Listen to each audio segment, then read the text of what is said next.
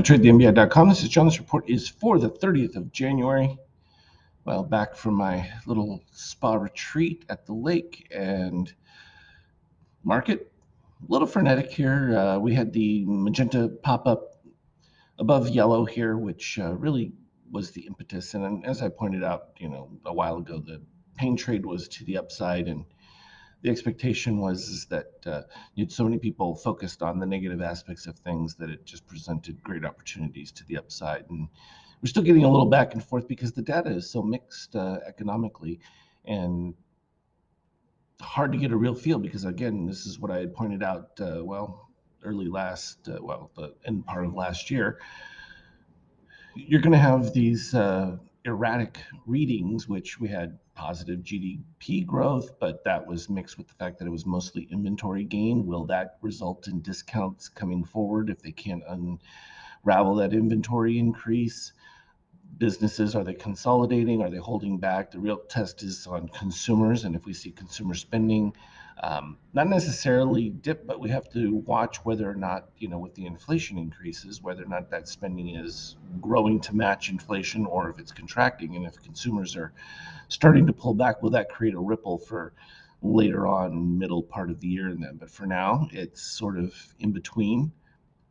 The optimism is that things kind of hold where they're at and don't deteriorate. If they begin to start showing signs of that, well, that becomes a secondary issue that we'll really have to start to look at. The Nasdaq has been the strongest performer by far, and it had suffered a more significant move to the negative side, and so it still hasn't quite reached that previous level here, that 12,447, which would match where the S&P is at that 4,008 range. So a little bit back and forth, but as you can see, we keep getting drawn back to that 4,008 market. S&P's down 31 already in pre-market. And again, this is going to be that back and forth. So far, supports have held and readings have, justified that. Treasuries, again, still way outside of normal range given what we're seeing. The Fed has no real justification giving these readings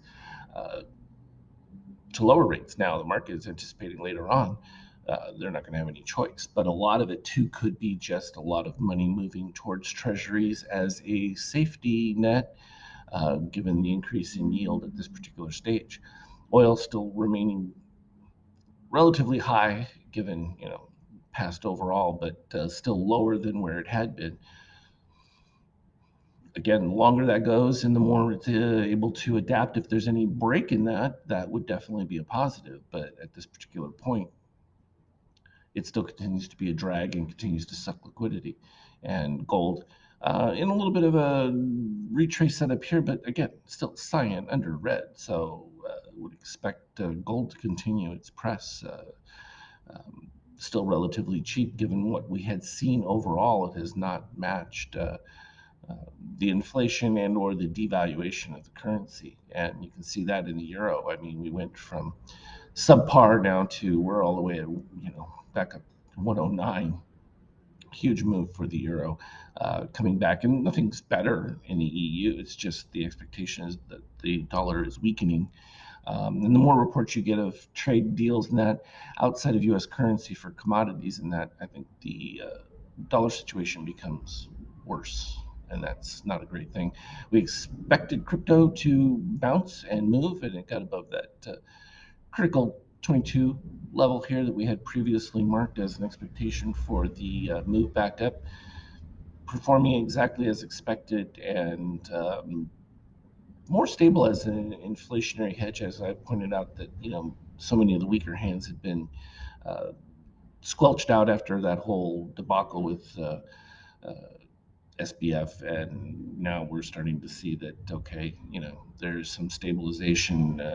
The belief is that the bad apples have been weeded out for today.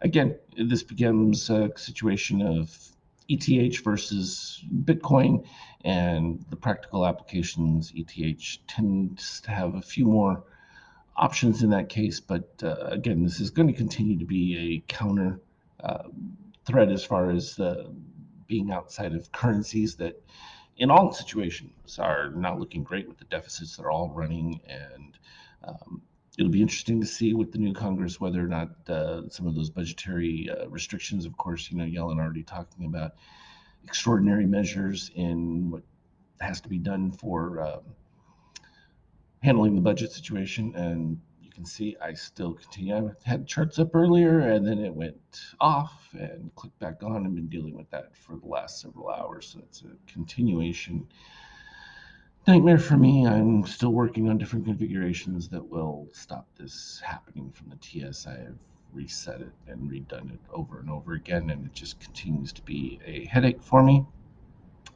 But I will post 50K, 5K charts as soon as they come up, and I can give the analysis on those from an intraday standpoint. But from a broader perspective, I think that as long as we still remain above that 4008 level here, everything's going to be good. I'll be sending out updates for indicators for February, and I think that February is going to be a real interesting one because I think we're probably going to start to get the real nodes as to whether or not things are going to remain flat or there's going to be some degree of deterioration. And I think it's going to start to become more clear, and I think that will give us some really solid reads on where the market's going to move to. And I think that's going to be so important because I think a lot of the regular indicators that are out there are just going to whipsaw people back and forth, and they're not going to give the clarity. But we'll be ahead of it and always staying on top of it. So as always, though, trade well. Look for me on the Skype chat. We'll talk later.